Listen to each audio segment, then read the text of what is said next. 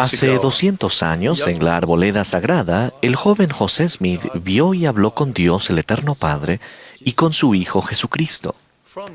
De ellos, José aprendió acerca de la verdadera naturaleza de la Trinidad y de la revelación continua mediante esa visión divina que dio inicio a la dispensación del cumplimiento de los tiempos. Aproximadamente 3 años después, la noche del 21 de septiembre de 1823, en respuesta a una ferviente oración, la habitación de José se llenó de luz hasta que quedó más iluminada que al mediodía.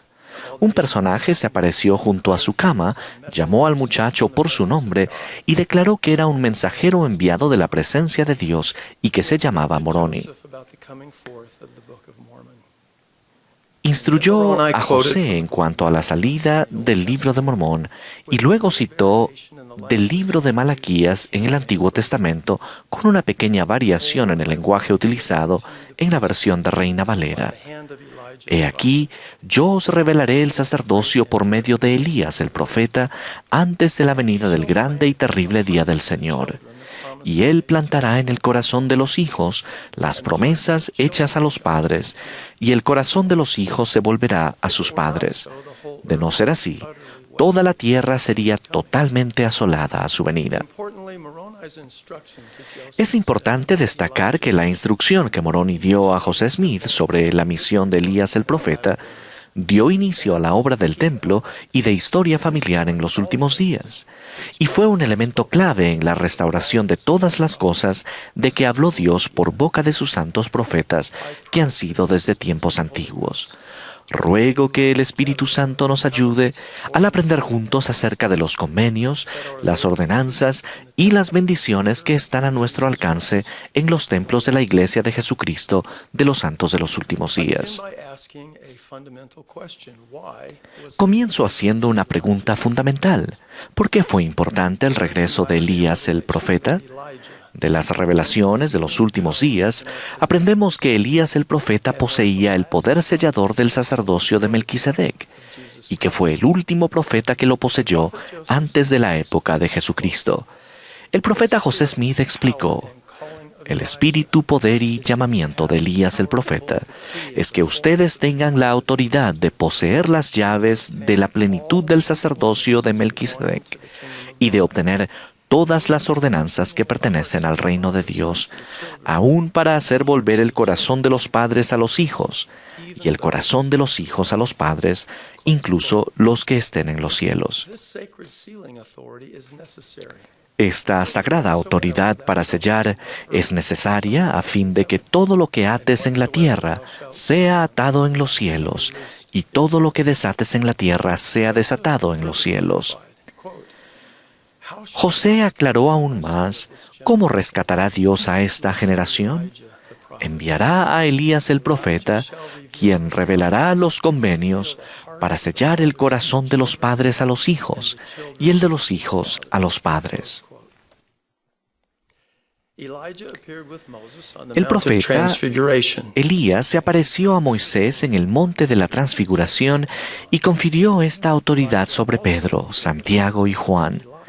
Elías el profeta también se apareció con Moisés y Elías el 3 de abril de 1836 en el templo de Kirtland y confirió las mismas llaves del sacerdocio sobre José Smith y Oliver Cowdery.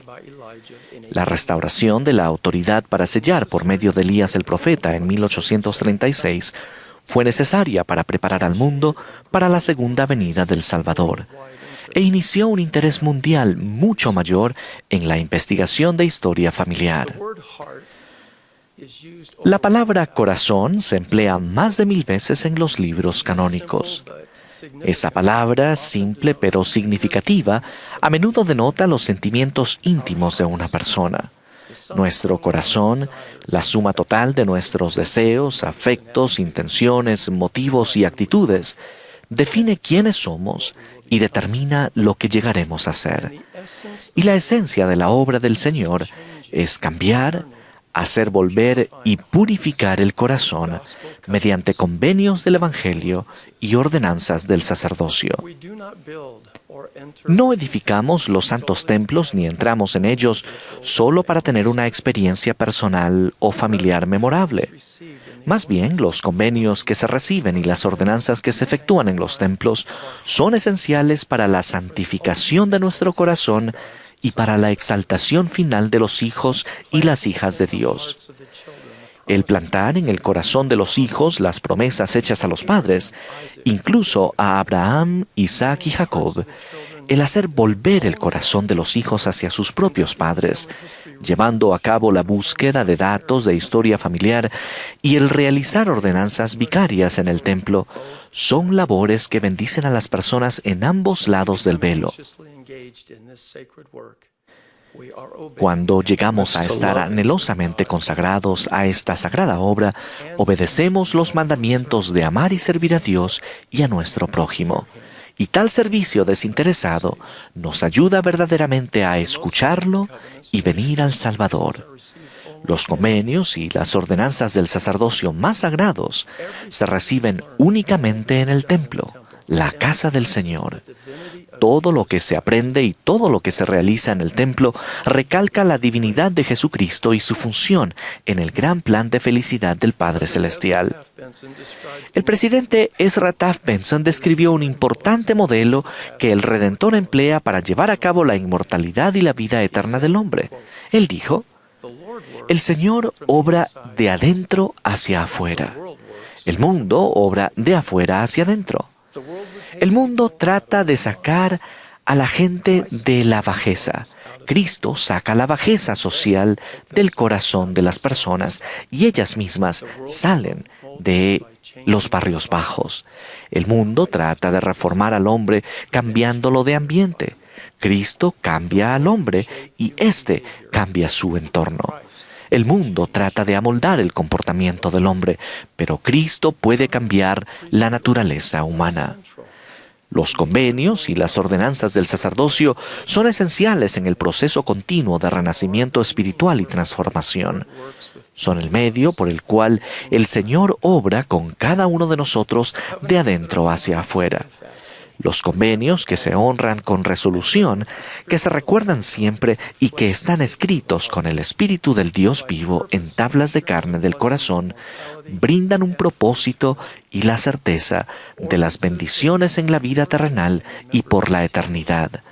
Las ordenanzas, que se reciben de manera digna y se recuerdan de forma continua, abren los canales celestiales a través de los cuales el poder de la divinidad puede fluir a nuestra vida. No vamos al templo para escondernos o escapar de los males del mundo. Más bien, vamos al templo para vencer al mundo del mal. Cuando invitamos el poder de la divinidad a nuestra vida, al recibir las ordenanzas del sacerdocio y al hacer y guardar convenios sagrados, somos bendecidos con una fortaleza mayor a la nuestra para superar las tentaciones y los desafíos de la vida terrenal y para hacer lo bueno y llegar a ser buenos. El primer templo de esta dispensación se construyó en Kirtland, Ohio, y se dedicó el 27 de marzo de 1836. En una revelación dada al profeta José Smith una semana después de la dedicación, el Señor declaró: "Regocíjese el corazón de todo mi pueblo, que con su fuerza ha construido esta casa a mi nombre. Sí, el corazón de millares y decenas de millares se regocijará en gran manera como consecuencia de las bendiciones que han de ser derramadas y la investidura con que mis siervos han sido investidos en esta casa. Y la fama de esta casa se extenderá hasta los países extranjeros, y este es el principio de la bendición que se derramará sobre la cabeza de los de mi pueblo". Presten atención a las frases "el corazón de millares y decenas de millares se regocijará en gran manera" y "la fama de esta casa se extenderá hasta los países extranjeros". Estas fueron declaraciones impresionantes en abril de 1836, cuando la Iglesia tenía relativamente apenas un puñado de miembros y un templo. Hoy, en 2020, tenemos 168 templos en funcionamiento y otros 49 templos están en construcción o han sido anunciados. Las casas del Señor se están edificando en las islas del mar y en países y lugares que previamente muchos consideraban que eran poco probable que se construyera un templo. La ceremonia de la investidura actual se presenta en 88 idiomas y estará disponible en muchas otras lenguas a medida que se edifiquen templos para bendecir a más hijos de Dios. En los próximos 15 años, el número de idiomas en los que las ordenanzas del templo estarán disponibles posiblemente se duplicará. Este año daremos la palada inicial y comenzaremos la construcción de 18 templos. Por otro lado, llevó 150 años edificar los primeros 18 templos, desde la organización de la Iglesia en 1830 hasta la dedicación del Templo de Tokio, Japón, efectuada por el presidente Spencer W. Kimball en 1980. Consideremos cómo se ha apresurado la obra del templo tan solo durante la vida del presidente Russell M. Nelson. Cuando el presidente Nelson nació el 9 de septiembre de 1924, la iglesia tenía 6 templos en funcionamiento. Cuando fue ordenado apóstol el 7 de abril de 1984, 60 años más tarde, había 26 templos en funcionamiento, un incremento de 20 templos en 60 años.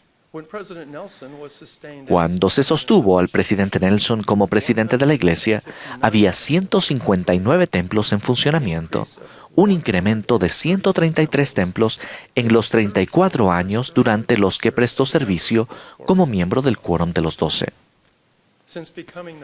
Desde que se convirtió en presidente de la Iglesia el 14 de enero de 2018, el presidente Nelson ha anunciado 35 nuevos templos. El 96% de los templos existentes han sido dedicados durante la vida del presidente Nelson. El 84% se han dedicado desde que fue ordenado apóstol. Como miembros de la Iglesia restaurada del Señor, asombro nos da el ritmo cada vez más acelerado de su obra en los últimos días. Y habrá más templos. Brigham Young profetizó: para cumplir esta obra, tendrá que haber no solo un templo, sino miles de ellos, y miles y decenas de miles de hombres y mujeres irán a esos templos y oficiarán por las personas que hayan vivido en épocas tan remotas como el Señor habrá de revelarnos. Es comprensible que el anuncio de cada nuevo templo sea una fuente de gran gozo y una razón para dar gracias al Señor. Sin embargo, nuestro enfoque principal debe estar en los convenios y las ordenanzas que pueden cambiar nuestro corazón y profundizar nuestra devoción al Salvador, y no simplemente en la ubicación o la belleza del edificio. Las obligaciones fundamentales que recaen sobre nosotros como miembros de la Iglesia restaurada del Señor son escucharlo y hacer que nuestro propio corazón cambie mediante los convenios y las ordenanzas, y cumplir alegremente con la responsabilidad divinamente señalada de brindar las bendiciones del templo a toda la familia humana en ambos lados del velo. Con la dirección y ayuda de Dios, ciertamente cumpliremos esos deberes sagrados. El profeta José Smith declaró: la edificación de Sion es una causa que ha interesado al pueblo de Dios en todas las edades. Es un tema que los profetas, reyes y sacerdotes han tratado con gozo particular.